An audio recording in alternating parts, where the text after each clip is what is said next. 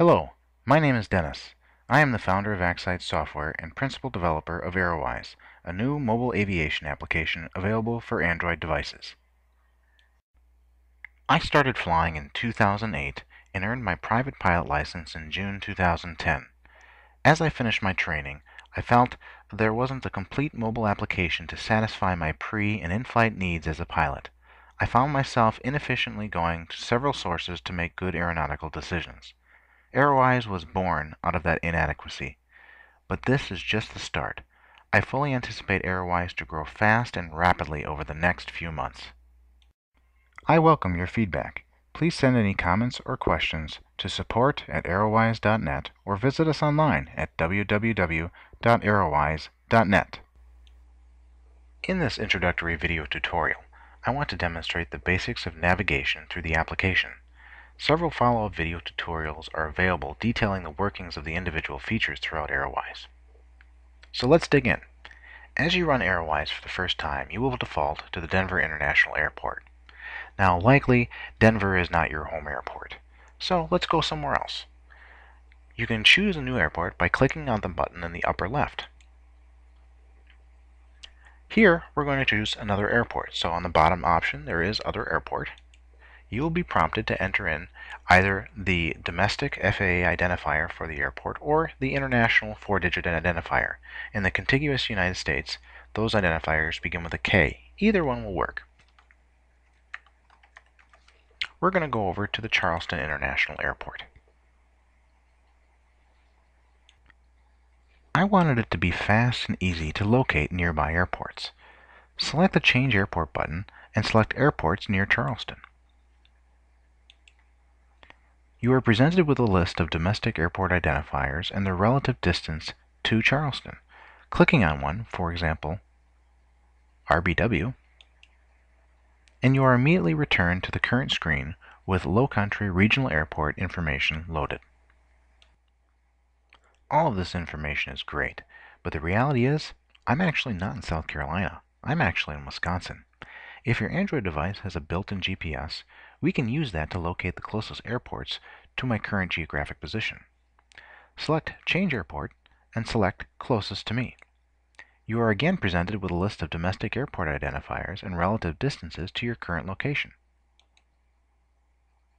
By selecting the closest airport, I'm actually at the West Bend Municipal Airport in West Bend, Wisconsin. We can easily go back to recently selected airports.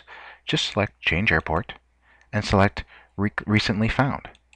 We can easily go back to previously selected airports, like Charleston. The Recently Found list persists through application closing and device reboots. Speaking of which, if we exit Aerowise and restart, you'll notice Denver is not the airport loaded. Since we haven't defined a home airport yet, the most recently used airport, namely Charleston, is loaded by default.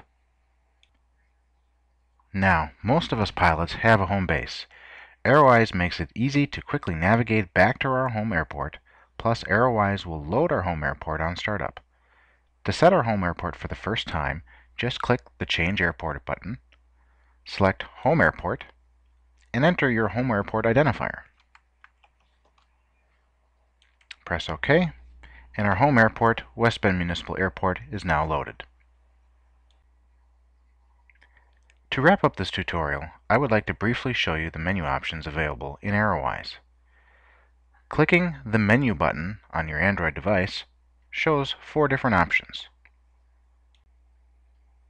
First, we can select Settings.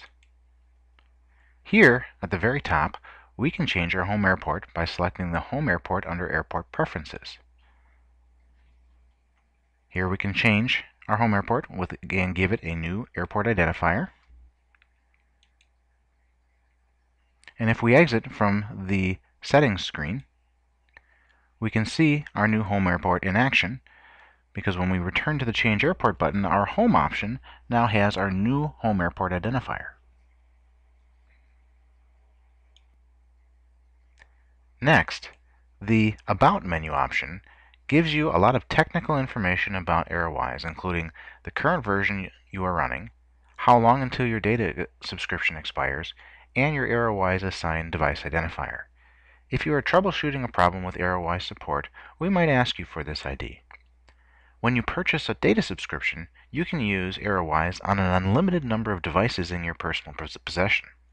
Using the Restore License button allows you to extend previously purchased subscriptions to other devices. We also have, for your reading pleasure, the current end user license agreement. The Help menu option has all of the video tutorials available inside the application for easy viewing with the embedded YouTube player.